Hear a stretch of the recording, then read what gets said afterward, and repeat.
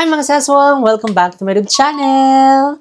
So yan mga saswang, bago pala mag-start ang ating video, again, maraming salamat po sa walang sawang pagmamahal at pagsuporta niyo po sa amin. And syempre sa mainit na pagtanggap sa aming bagong bukas na Cafe Mo San Pedro Laguna branch. So ayan, talaga namang sinuportahan niyo simula opening at susuportahan niyo pa yan hanggang dulo. So ayan, thank you so much. And sa lahat ng mga hindi pa nakaka-visit sa ating bagong branch ng Cafe Mo sa San Pedro, bisitahin nyo na po. Located po yan sa Stall 101 to 104 National Highway, Barangay San Antonio, San Pedro, Laguna. So tapat mismo ng United San Pedro and kahilera ng JK Samgyupsal San Pedro Laguna branch. So yun yung ating mga landmarks, and Super 8 San Pedro Laguna. Basta tabi tayo mismo ng Mang Inasal at ng Yamaha. So ayan, ano pang hinihintay nyo? Bisitahin nyo na ang ating mga branch ng Cafe Mo kung saan man kayo location na malapit, dahil meron tayong Tanza.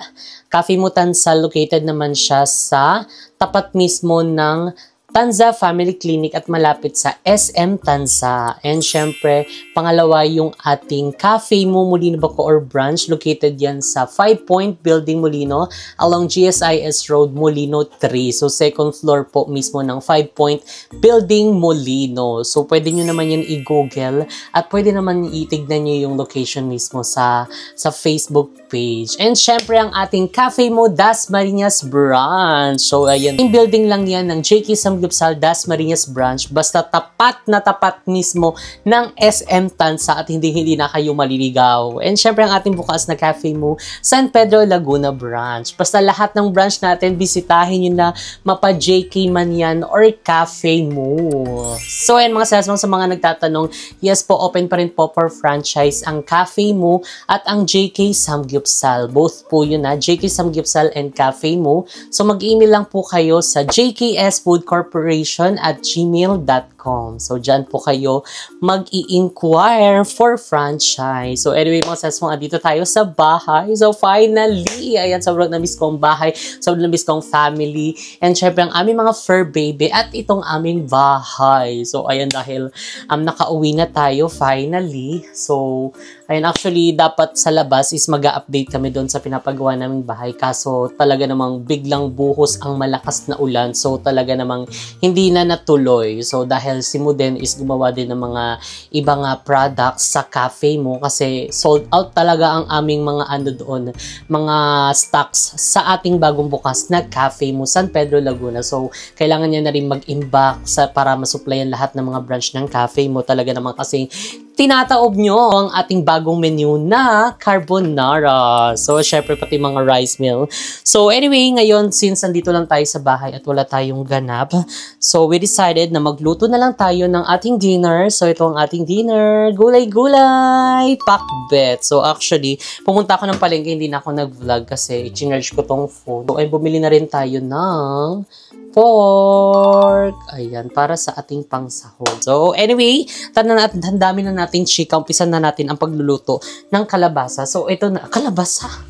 So, umpisan na natin ang pagluluto ng pakbet. So, pakbet tayo para healthy and, ayun, parang nawala na tayo ng sustansya sa pagkain eh. So, ayan, gulay-gulay tayo for today's video. So, ninugasan ko na rin tong gulay. So, next natin is maghihiwa ng sibuyas at bawang.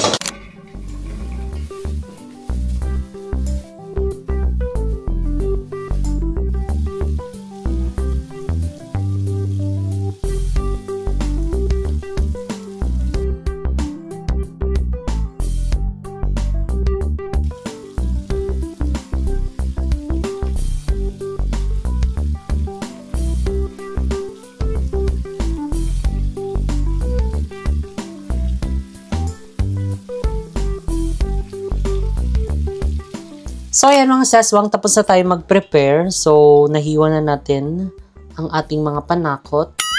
Kung sa Bisaya pa. Ang ating mga mga sibuyas at bawang. And syempre pati itong ating pangsahog. Parang ang dami pa rin pangsahog.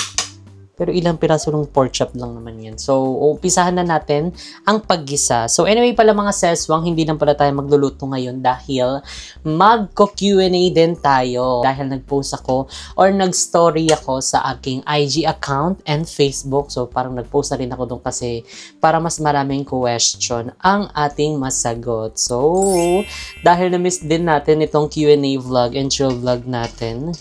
So, gagawin natin siyang mas bongga. So, umpisahan na muna natin ang paggisa. Mamaya na tayo magsagot-sagot ng mga katanungan na yan. Let's go. Dahil mainit na ang ating kawali, lalagyan na natin siya ng oil. So, kahit onting oil lang kasi uunahin muna natin lutuin yung baboy. Eh, mag-oil din naman yun. Ayan, okay na yan. So, medyo nag-aalangan lang ako dito sa lutuan mga sis kasi maliit siya. So, di ko alam kung kakayanin ba ito. Pero, try natin. So, unahin muna natin itong mga baboy.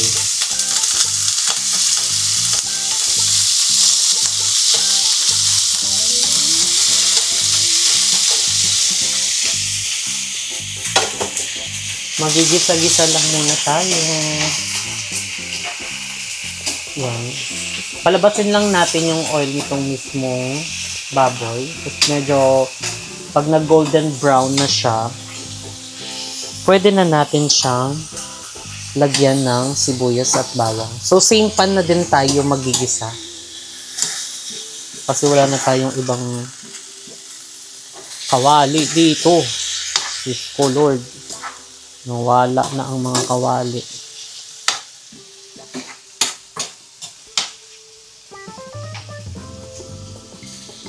So, yan. Nandito si Mama Vicky dahil siya ay mag-upload daw sa kanyang TikTok. So, ayan. Ayan. For the TikTok ka talaga. Talagang magsasarado kang break time. Mag-upload ako. Dapat ganon. Nilalagyan niya lang kasi ng ano doon, ng tarp na ano. Break time. Open yun kaya nakalagay break time. Close for break time. Ay, bakit nagbe-break time ka? Mag-upload ako. Walang signal doon. So, TikTok is live siya. So, how are you, Mama Vicky? Okay lang. Ay, Kahit taray. minsan may problema. Okay lang. Ayos lang. Sa part of life. Problema andyan lang yan. Diba? So, you need to to go straight. Siyempre. Because if you're not straight, you're going left. On dancing.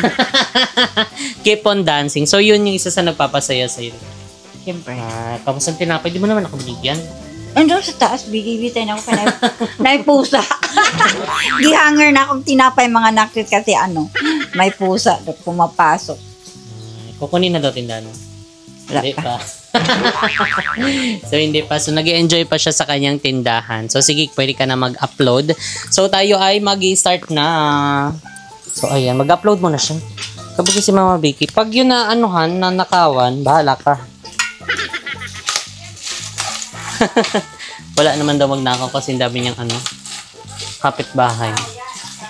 Wow, kabog ka. So, ayan mga seswang, mag-i-start na tayo ng ating Q&A. So, first natin is, ano po pwede recommend a drink po sa cafe mo po sana sa San Pedro? Sabi ni Deng Gaupi. Ang may re-recommend ko sa iyo na drinks, actually meron din kaming mga matcha series. So, itatry mo yung matcha mango and yung aming cereal oat matcha. So, perfect din yun. And syempre, ang aming mocha miso latte, which is yun, meron siyang tiramisu sa taas. So, ayun. Try nyo na yun and visitahin nyo na yung aming mga branch ng cafe mo para may try nyo ang aming mga bestseller drinks. So, actually, pwede rin naman kayo pwede naman kayong magtanong sa aming mga barista kung ano yung mga bestseller namin. So, sasabihin naman nila yan. And syempre, try nyo na din yung aming mga rice meals, mga pastries, and syempre, yung aming mga pasta. Dahil meron na din tayo mga bagong pasta na nilaunch, bagong product ng Cafe Mo, which is ang creamy carbonara chicken pesto. Meron din kami mga chicha, which is meron kaming overload fries, and marami pang iba. So, itry nyo na yan mga seswang sa Cafe Mo. Dahil medyo golden brown na ang ating baboy, so pwede na nating igilid para maggisa na tayo ng sibuyas at bawang. So, pagsamahin na natin to.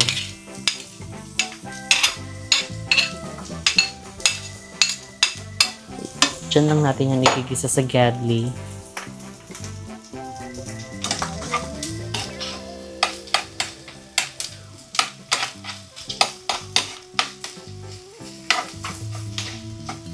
Question naman natin is from Michi De Leon.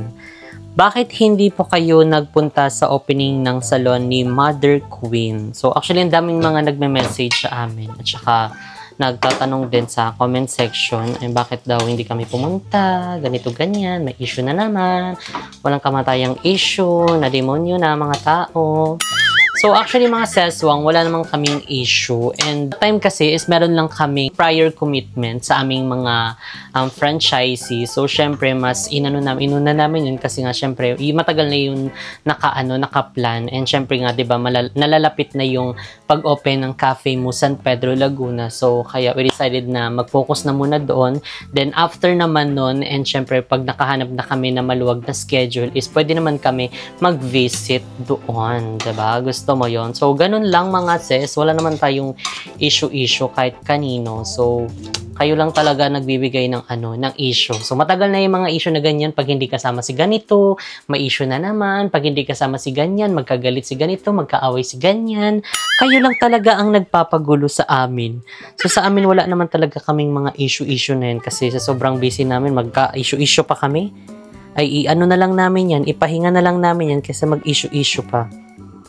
Diba? So, one of these days, ayan, magbibisit kami doon sa salon ni Mother Queen. So, magba-vlog tayo doon para bongga na. So, abangan nyo na lang yun mga seswang. Okay? Huwag kayong bida-bida dyan. So, parang na-toast ako ata itong ating baboy. So, wait lang. Ko na. Ilalagay ko na yung gulay natin. I leave the TV on, I'm done with your sad eyes. I can take another night with you on like this. So let's go, I'm sure you can take it. You've been crying over him for a lifetime. So if you don't mind, we will dance till it's way past sleep. Another course that we can fly with the baseline. Boys be boys, ain't no excuse, babe. Now hey you, oh hey you. So anyway, eto na ang ating next question. Sabi ni Jen Bautista. I'm cooking pakbet. Ayan. So ayan si Mo. Fresh from the farm. Lumipat sa akin yung pizza. Magi. Pizza din siya eh. Nakakaalala, So, luto guys, na. ang Pwede sarap na to. matulog. Ang sarap bumawi ng tulog talaga. Kanina siya, anong oras na gumising ata? Anong oras ka na gumising? Medyo late na, 11 na ata. Pero ako maaga. Ganon kami minsan nangyari. Una ako nagigising maaga para mag-commissary, tapos siya late. So, matutulog na nga ako. Pagtatapos niya na yung komisaring ginawa niya. And, ayan, habang tulog siya, di niya alam, naglakad ako, papuntang palengke. Nag-tricycle. Tapos maglalakad sana ako pabalik. Eh kasi ang haba ng pila, kasabay pala ng mga estudyante, kaya ganun. Doon, di ba, ang haba pila. Decided na ako, sabi ko, kasi maglakad na nga lang ako kasi parang maaga pa ako makakarating neto eh. Hindi pa ako nangangalahati ng lakad. May nakakilala sa aking tricycle driver. Tapos yung pinasakay na ako. Sabi niya, wala po kayong service. Sabi ko, wala, maglalakad sana lang ako. Ayun, shoutout kay Kuya. Salamat. Ayun. So, nanonood din siya ng vlog natin. Kasi mag-aral ka Drive. Kasi kaka-traffic na nga eh. Hindi nga naano dun sa tricycle, na traffic ka naman dyan sa ginagawang kalsada. Parang okay na ata to siya.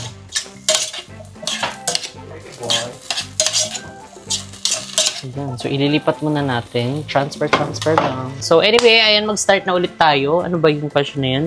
Ayan, sabi ni Jen Bautista, Ses Wang, ano o sino ang inspirasyon mo kung ba't mo narating yung ganyang sitwasyon mo ngayon? Siguro ang naging isa sa inspirasyon ko is yung buhay namin sa Kaingin. Ayan, dahil hindi naman lingid sa kaalaman ninyo, ayan, sa lahat ng mga nakasupport sa amin.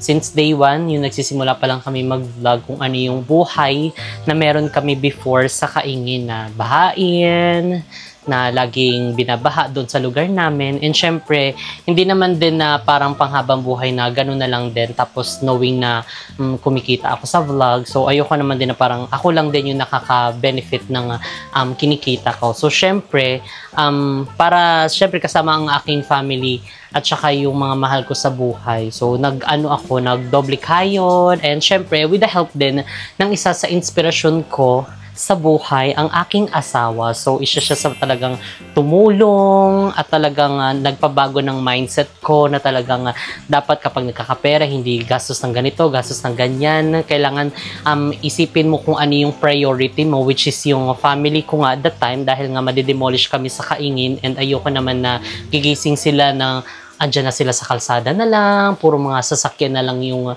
mga nakikita nila. So, kaya nag-doble kayod kami, nagtulungan kaming mag-asawa.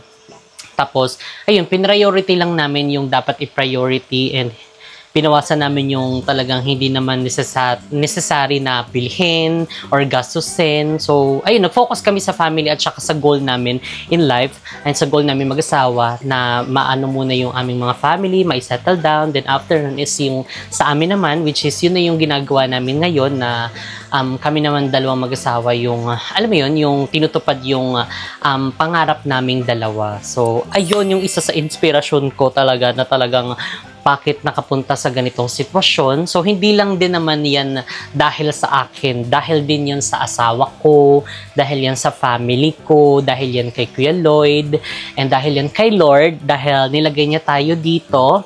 And syempre, kayo mga seswang na talagang nagmamahal at sumusuport at nanonood sa amin hanggang ngayon. So, kahit paunti-unti yan, isa, dalawa, sabi nga ni Kuya Lloyd, basta na may naniniwala at nanonood sa inyo, ay magpatuloy kayo. Which is yun yung ginagawa namin kahit na, alam mo yun, pagod kami sa trabaho, hindi namin kinakalimutan mag-vlog. So, dahil isa ito sa blessing na binigay ni Kuya Lloyd, so, syempre, hindi na pwedeng ipasawalang bahala ito. Ipagpapatuloy dahil dito tayo nag-umpisa. And ere-eretso lang din sa ating mga pangarap. So, ayun lang mga seswang. And syempre, huwag kakalimutan mahalin ang family. Ayun, dahil kung wala sila, wala tayo. Ganyan ang inyong itatak sa ulo. Charis. So, ayan, parang luto na ata to siya. O, diba? Yan. So, hindi ko siya masyado lulutuin kasi gusto ko yung medyo crunchy-crunchy yung ano niya, gulay niya. So, hindi ko pa natitimplahan to. So, kukuha ako dito ng half kasi papakain ko kay Happy. Dahil si Happy ngayon ay may infection sa tenga. So, napacheck up na namin siya. And binigyan na siya ng reseta ni Doc. So, kailangan niya lang i-maintain yung gamot na yun na ire-eretso para matanggal yung kanyang infection sa tenga. Okay, next question naman tayo. So, nag-post din ako sa FB. Ang dami ding mga larong question. Galing naman kay Yumi. Ano po yung mga gusto mo ma-achieve in the future aside from business na meron ka? Ano pa yung dream mo before na gusto mo i-fulfill? Ayan, actually, sabi ko na din to sa vlog. Ayan, aside sa pagbi-business, sa vlogging, ang gusto kong i-fulfill is yung makapagtapos ng pag-aaral. Baga, makabalik muna sa pag-aaral. Then, ayun, matapos yung pag-aaral dahil isa yun sa talagang gusto ko before pa. Ayan, na hindi ko lang na-achieve before kasi nga, 'di ba, mas inuna ko yung family ko, mas inuna ko yung pangangailangan nila dahil nga syempre, kita nyo, 'di ba, yung buhay namin sa Kaingin. Isa kami sa hindi mabibigyan ng relokasyon, ng bayad sa bahay. So kaya inisantabi ko muna 'yon Then, yun, inuna ko muna sila may settle, mapagawa ng bahay. Then, nag-ano muna kami ng asawa ko ng business. Then, we're planning naman na bumalik sa pag-aaral. Ayan, diba? Kasi gusto ko din talaga makapagtapos. And nakakamiss din, lalo kapag nakakakita ko ng mga estudyante. Namimiss ko yung high school life ko talaga naman. Ibang level yun. So, ayun, isa yun sa gusto kong i-achieve. Ayan, or i-fulfill. Ang makabalik sa pag-aaral at matapos yun. Dahil isa yun sa talagang hindi mananakaw sa atin, di ba? Dahil ang edukasyon ay sobrang makapangyarihan sa atin. So, ayun, hindi yun biro at totoo yun. So, ngayon is hindi ko muna siya pina-priority. Ay, inuuna ko lang muna yung mga dapat unahin. Then, after nun, ayan, mag-aano na tayo. Magbabalik na tayo. Basta, hindi ko na isasabihin pa sa inyo kasi alam nyo na, maraming evil eye sa paligid. So, gugulatin ko na lang kayo. Graduate na, Chares! Diba? Malay mo. Dahil walang imposible, diba? Ganon. So, ang next question naman natin, so, pinapakuluan ko lang yung pakbet natin. How's the America's Got Talent? Hindi nga po ako yon. Idol ko lang yon. At dun galing ang aking pangalan. Okay, from Sydney Detaza, HMUA. Ayan, hair and makeup ata ito. Ayan, si Ate Sydney, hello! Eto, bet ko balak nyo ba magkaanak ng jowa mo? As of now, ayan, wala pa kaming plano, ayan, na magkaanak dahil nga sa sobrang busy namin and pinapriority namin muna yung business. Then, meron naman kaming fur baby, ayan, si Happy, si Harley. So, sila muna yung, kumbaga, nagsisilbing anak namin. And ang hirap kasi talagang magkaano. Alam mo yun, pumasok sa ganyang sitwasyon kasi hindi biro ang pag-aalaga ng bata. So, hindi mo naman yung pwedeng iwan lang. So, kaya kailangan niya ng talagang matinding pag-aaruga, matinding pag-aalaga dahil ibang usapan na kapag sinabi mong bata na yung pinag-uusapan doon. Diba? So, kaya, alam mo yun, kailangan maging hands-on ka. So, baka in the future, so hindi pa kami ngayon nagsasalita ng tapos. Basta ngayon, hindi mo na namin siya pina-priority. Kumbaga, malay mo soon, diba? Kapag settled na, ganyan. So, pwede na tayong magka-baby. So, hindi naman namin kino-close ang door. So, gusto din naman namin na magka-anak. Diba? Malay mo, anak mo. Cheers! Okay, next question naman tayo. Ano po biggest lesson in life nyo na dadala nyo sa inyong matagumpay na buhay from your past to present na dati nangarap po kayo na magkaroon ng bahay at negosyo at ngayon nasa katuparan nyo po lahat at madami pa parating na blessing sa inyo? Biggest lesson, siguro yung kung paano i-handle yung earnings or yung perang dumadating sa akin. Kasi before talaga, isa yun sa problema ko. Isa yun sa talagang naano din ako, nasermonan din ako ni Kuya kasi sumasahod ako. Tapos parang ilang ano lang siya sa akin. Alam mo, parang dumadaan lang yung pera sa kamay mo. Parang ganun siya. So, hindi ako marunong magpahalaga, hindi ako marunong mag-manage ng pera ko that time. So, yun yung isa sa nabago na hindi na ako basta-basta naggagastos ng ganito, ganyan. Kung ano yung makita ko, bibili ganito. Kung ano yung uso, bibili ng ganyan. Kung ano yung ano, ganito. Kumbaga parang iniisip ko kung importante ba siya. Kumbaga makakatulong ba to sa akin or dagdag lang to ng gastos ko. Or may masabi lang, meron akong ganito, meron akong ganyan. So, yun. Kumbaga, naano ko siya. Nabago ko yung mindset ko na yun dahil talaga aminado ako before hindi ako marunong maghawak ng pera. As in, magkano yung sinesahod ko sa YouTube, pinamimigay ko lang sa mga nag-live sa sa Bigo, sa kaya kung makikita nyo, pero dinilit ko na yun yung account ko na yun sa Bigo kasi isa yun, so kumbaga parang naging luho ko. Naglo-load ako ng beans, tapos kapag may nagla-live ng mga nakakilala ko or kilala ko, like si Mother Chad, yung mga ibang mga artista, naglalagay ako para mapansin. So, yung ganun. So, ngayon, hindi na ako basta-basta gumagasto. So, kaya, tingnan nyo naman ang aking phone, kahit ngarag-ngarag na siya, inilalaban ko. So, ayun, kailangan matalino kang gumastos sa pera mo. And syempre, tinutulungan din naman ako ng asawa ko. And hindi lang din basta ako. Minsan pinipigilan pa niya na ako kapag MMing ano ko. Parang gusto ko na ganito. Sabi niya, importante ba yan? Hindi, charot lang. Ganun lang. So, ayun, mas iniisip ko kung ano siya, importante siya. Pero pag hindi naman importante, ay, doon ka sa malayo. Hindi kita bibilhin or kaya hindi ko gagastusin yung pera.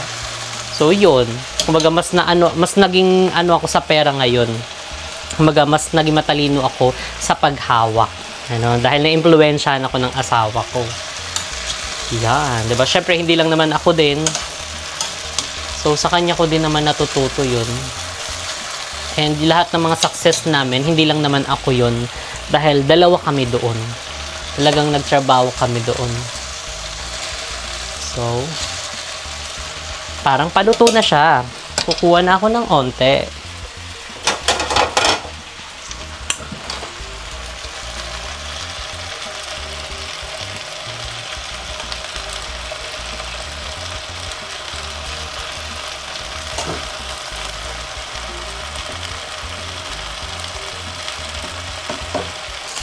So, ayan mga seswang, di ba? Magulat kayo. Iba na yung lutuan natin. Mali yung pagbutas natin. Okay, half lang. Kasi ayaw natin ng sobrang maalat. So, lalagyan pa natin to ng water. Yes! Meron. Konti lang. Gamay ra. So, ayan. Mga seswang luto na ang ating pakbet. So, ayan. Okay na yan. So, gusto ko talaga ng medyo may sabaw. Kasi perfect in sabahaw, mga sis. So, pwede na tayong kumain. So, ayan. Kumuha lang tayo ng maliit na plato. Okay.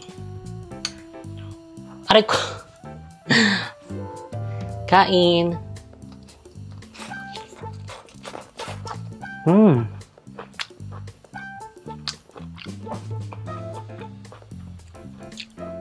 Sarap.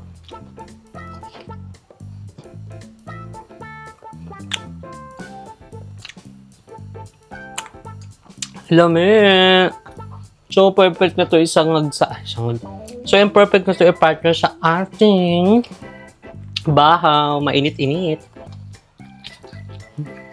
Kain ako ng kain. So, ayan mga seswang, dito na nga nagtatapos ang ating video. Again, mga seswang, bisitahin nyo na ang aming mga branch ng Cafe Mo and ng JK Samgyupsal. Ayan, and syempre ang ating bagong bukas na Cafe Mo San Pedro, Laguna Branch. So, located yan sa Stall 101 to 104 National Highway, Barangay San Antonio, San Pedro, Laguna. O, ayan, perfect kayo dyan mga seswang magtambay. Pero syempre, kailangan nyo bumili ng drinks ha, kasi kawawa naman yung mga nakatayong mga customer natin. So, para bongga na. So, again mga seswang, makita-kits tayo ulit sa ating panibagong video. So, dito na natin i-end ito. If you like this video, don't forget to like and share and comment down below kung ano pang gusto nyo maging next video natin. And don't forget to subscribe my YouTube channel, Jessica Absalon, and see you guys in our next video. Bye! Keep safe, everyone. Bye!